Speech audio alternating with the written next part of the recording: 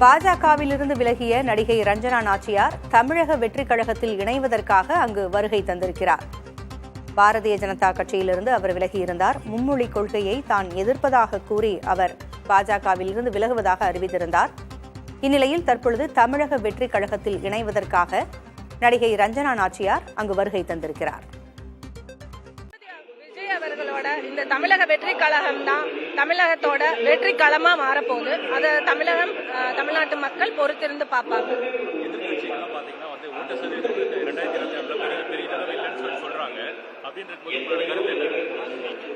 இல்ல, ரொம்ப எதிர்காலம் சிறப்பா இருக்கு. ஆல்ரெடி 1.5 கோடி உறுப்பினர்கள் இதுல இருக்காங்க. அண்ட் தமிழக வெற்றி கழகத்தோட செயல்பாடுகள் இதுக்கு மேல இன்னும் விறுவிறுப்பா தான் இருக்கும். களம் இனிமேல் தான் சூடு பிடிக்க போகுது. அடுத்த 10 மாத காலங்கள் எலெக்ஷனை நோக்கி போகும்போது இன்னும் விறுவிறுப்பா இருக்கும். சோ எதிர்பார்க்கலாம். அடுத்து தளபதியோட விரும்புறாங்க. தமிழ்நாட்டு நலனுக்கு எதிராக பாஜக இருப்பதாக கூறி நடிகை ரஞ்சனா நாச்சியார் அந்த கட்சியிலிருந்து விலகினார். அதோடு மும்மொழி கொள்கைக்கும் தான் எதிர்ப்பு தெரிவிப்பதாகவும் கூறி பாஜகவிலிருந்து அவர் விலகினார். இந்நிலையில் தாவேகாவில் இணைவதற்காக ஆண்டு விழா நடைபெற்றுக் கொண்டிருக்கக்கூடிய தனியார் மண்டபத்திற்கு வருகை தந்திருக்கிறார் ரஞ்சனா நாச்சியார்.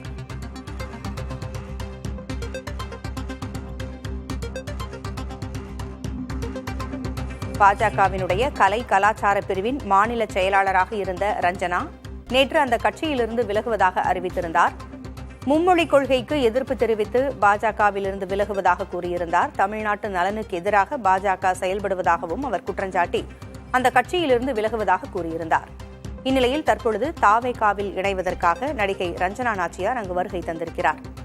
தமிழக வெற்றிக் கழகம் 2026ஆம் ஆண்டு நடைபெற இருக்கக்கூடிய தேர்தலில் வெற்றி பெற்று தமிழக மக்களுக்கான நன்மைகளை செய்வதற்காக காத்திருப்பதாகவும் அவர் கூறியிருக்கிறார்.